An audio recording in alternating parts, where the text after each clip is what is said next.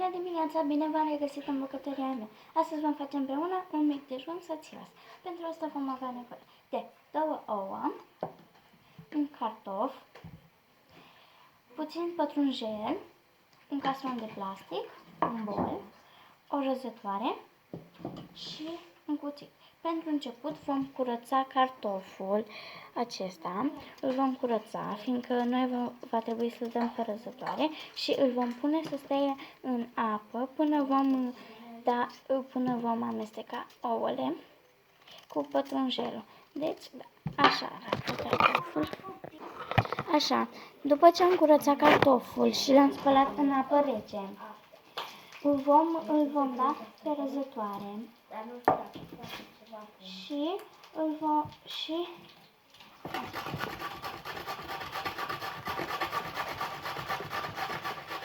face cu răzătoare.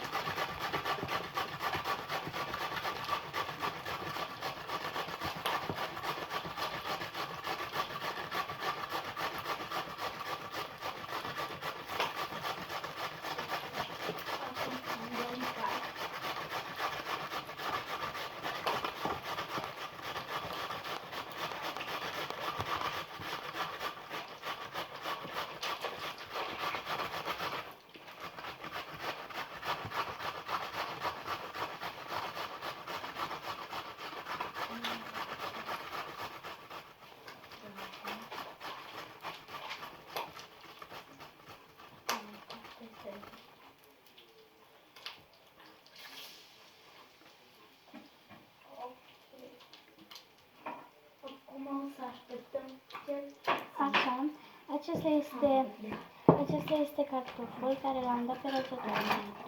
Îl vom pune într-o cană, nu într-un castron, într-o cană cu apă rece.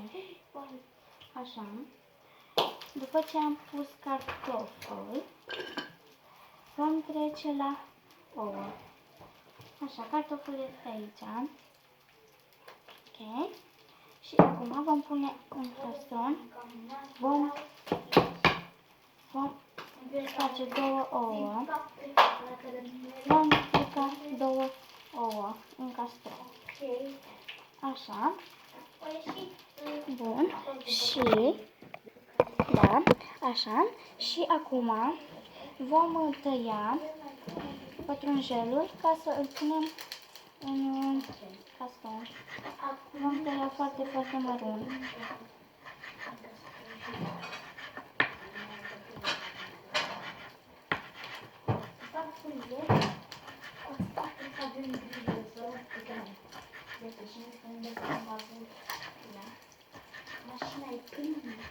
Așa.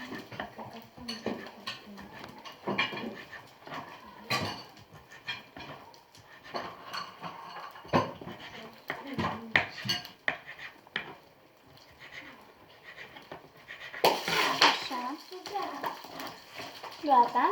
Și acum vom pune pătrunjelul, îl vom pune aici. Așa. Și acum vom amesteca oul cu pătrunjel cu un praf de sare. Așa arată. Așa arată oul cu pătrunjel și aici cartoful în apă. Așa, am adus o furculiță și acum vom amesteca oul cu mărar. Așa, și vom pune un praf de sare și puțin de micat.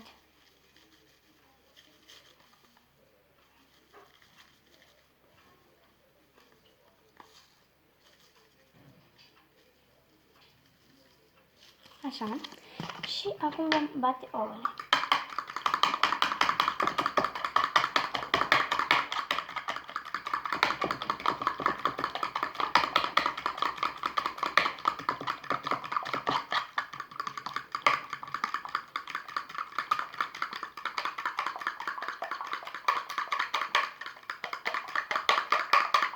Ouăle le-am bătut foarte bine și acum mergem la aragaz să încingem ulei.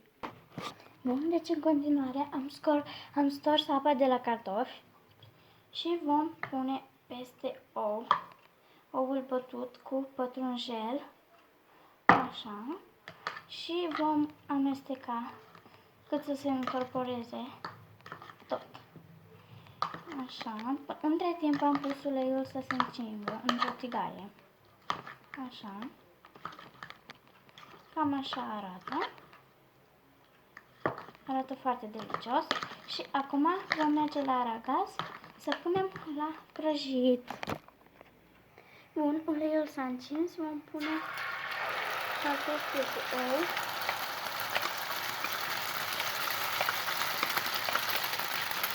Și vom aranja în tigaie.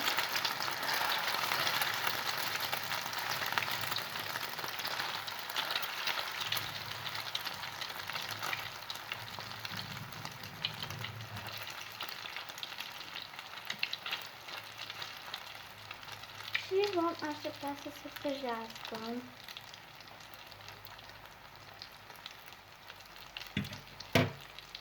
Eu am să pun și puțin delicat de legume, sare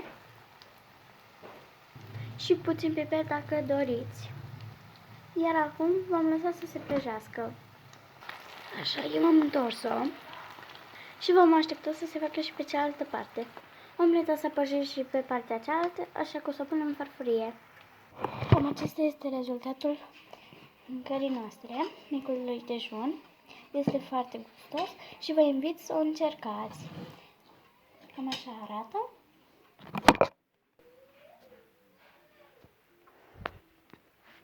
Și până data viitoare vă urez poftă bună. La revedere, prieteni!